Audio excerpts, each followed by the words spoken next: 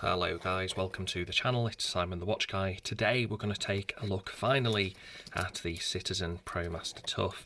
We have already reviewed this in the black Cordura strap, so this is going to be pretty much the same sort of review, although I can give you a little bit more information about how the watch has been to wear, how it's held up, all of that kind of thing. So let's go ahead and get started straight away. So why did I purchase the watch in the beginning? Well, quite obviously it was because it's a real tough wear. If you bang this, it's just not going to matter. The watch is shockproof. In fact, let me go through the specs so we can kind of talk more about the differences between the two types of watch. First of all, the one on the right here is the one we're reviewing today. I have reviewed this one. Look at previous videos for that. For all intents and purposes, they are the same watch. They both use the E168 solar-powered movement by Citizen. This is the bn0211-50e, also known as the Promaster Tough. So again, we're going to go through the specs, and essentially what we're looking at here, guys, is that mono block case, also known as the that is the actual name of it, guys, the monocoque case. How can I explain this to you? It's one solid piece of construction. There is no screws on the back. The movement is accessed through the front, so if it ever goes in for a service, that's how they're going to be taking the movement out. Shouldn't need a battery replacement for between 20 and 40 years, because the new batteries, and they are not capacitors, guys, apparently they are batteries now, inside these watches are good to go for 20 to 40 years, as long as you keep them topped up with sunlight. Super important, because the one I'm wearing now, as you can see, I've recently been on a Citizen Bonanza. This one did arrive after I purchased this one with a very low charge. It couldn't hold a charge. I had to go and get this serviced by Citizen. Wasn't the cheapest thing in the world to get serviced at all. It basically cost me what the watch cost me to service, but I had to do it. I had to do it, guys, because I'm just in love with Citizen. I've just had the Nighthawk as well. I've sold it because, yeah, basically it was getting silly. The collection was getting silly. The whole point of the channel is to reduce the collection. So yeah, anyway, back to the topic at hand, guys. So, monoblock case, it's supposed to give this extreme rigidity, okay? It's supposed to be really, really extra tough, and it really is. You can definitely feel the difference compared to even this watch, for example. This feels a lot more... It still feels quite tough, but it doesn't feel anywhere near as solid as this. I mean, this does feel somewhat like a G... It feels tougher. This feels tougher than a G-Shock. You know, a G-Shock's resin, and they can take a real large amount of abuse. I really do feel as if this can as well. I just do. A real solid block there. Anti-magnetic as well, so you don't have to worry about getting this in a magnetic field. Duratec coating. What this means is that the stainless steel has had a coating of this stuff called Duratec. It's proprietary stuff from Citizen, and it means it's 5 times harder than stainless steel, and it's also 5 times more scratch resistant, I believe. That seems to be the case, because both of these watches, guys, just have not scratched, and I have bumped the pair of them, especially this one. I banged this one quite hard. I scraped this one, and I was expecting a scratch, even though it's tougher than normal stainless steel without the Duratec coating, and no, it held up. No scratches. This watch, if you had this watch for 10-20 years, I really don't think it's going to be scratched up. I just don't. That being said, I have had a couple of dings. You can maybe potentially make them out. I'm just going to twist on the links. I don't know if you can even see it really. Maybe on this link up at the top. Yeah, you can see that on the camera.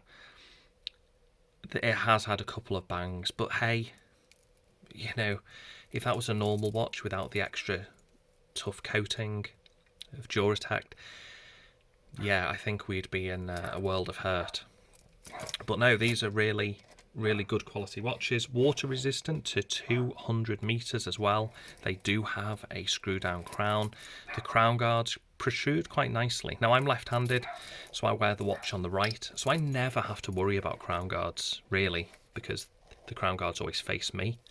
So for me being let me take my other watch off. I'm going to give you a wrist shot of this one. Let me put this on and we can talk about the lock system here. So it essentially folds over. There are micro adjustments, and then once that folds over, you can just fold over the buckle there. It really does feel secure. Little to no risk of that coming off really at all. It does feel super secure. So there's a Wristshot 7.25 inch wrist for reference. I actually think this is the perfect size. It really is the perfect size. I actually don't have the measurements to hand. Unfortunately, guys, I'm really sorry about that. Maybe I can... Bear with me, guys. I am going to get you the measurements for this one, so just bear with me.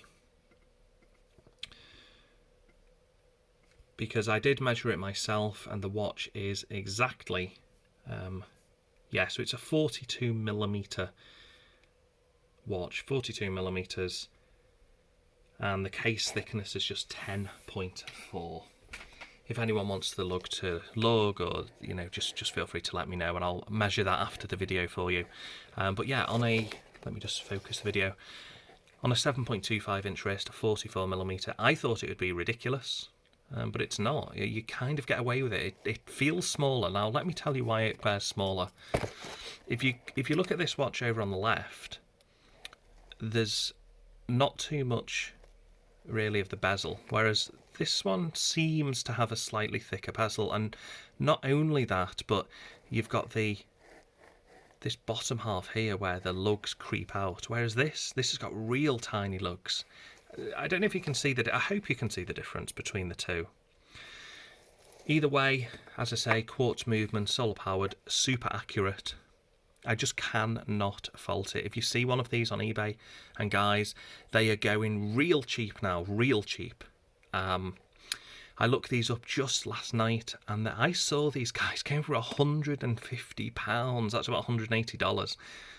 I am so serious when I say you cannot. Even in this with the strap as well. That wasn't Cordura. That was with the stainless steel strap. You know, the titanium coating, Duratec coating.